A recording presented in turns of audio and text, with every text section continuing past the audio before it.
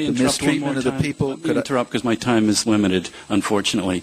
You just said that this is that 10 years ago you wouldn't have agreed to a regime change. However, in 1998, you as a member of the New American Century sent a letter to President Senator, Clinton. I said something different. No, wait a sec. You were saying that we're seeing it in the light of September 11th. That's just not true. You've been advocating for regime change all through the late 90s. And in this letter, Can I explain? There's a very clear strategy difference. should aim, above all, this is 1998, the strategy should aim, above all, at the removal of Saddam Hussein's regime from power. You signed that letter. Senator, there's a very big difference. I was very clear. I don't know if it's in that letter, but elsewhere, I never thought before September 11th that we should use tens of thousands of American troops to do the job. Iraq had nothing to do with 9/11. About 10 days after 9/11, I went through the Pentagon and I saw Secretary Rumsfeld and Deputy Secretary Wolfowitz. I went downstairs just to say hello to some of the people on the Joint Staff who used to work for me. And one of the generals called me in. He said, "Sir, you got to come in. You got to come in and talk to me a second." I said, "Well, you're too busy." He said, "No." He says, "We've made the decision. We're going to war with Iraq." This was on or about the 20th of September. I said, "We're going to war with Iraq. Why?" He said, "I don't know." He said, "I guess they don't know what else to do." So I said, "Well, did they find some information connecting Saddam to Al-Qaeda?" He said, No. He says, "There's nothing new that way. They've just made the decision to go to war with Iraq." He said, "I guess it's like we don't know what to do about terrorists, but we've got a good military and we can take down governments." And he said, "I guess if the only tool you have is a hammer, every problem has to look like a nail." So I came back to see him a few weeks later, and by that time we were bombing in Afghanistan. I said, "Are we still going to war with Iraq?" And he said, "Oh, it's worse than that." He said, he reached over on his desk, he picked up a piece of paper, and he said, I just got this down from upstairs," meaning the Secretary of Defense's office today, and he said, "This is a memo that describes how we're going to take out 7 countries in 5 years, starting with Iraq and then Syria, Lebanon, Libya, Somalia, Sudan, and finishing off Iran." In 1973, I was on a St. Louis radio station during the Arab oil embargo. And a non-Jewish caller called up and he said the following. He said, "You know, I don't understand. You Jews seem to be the tail that wags the dog. You want America to take great concern over the Jews of Russia and exacerbate tensions with the other superpower.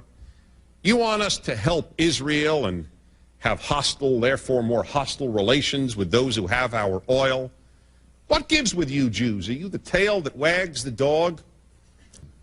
It took the World Trade Center bombing to take Hamas seriously in America. It's too bad. Maybe had we taken it seriously sooner, a few families would have had their fathers and brothers and sons in New York.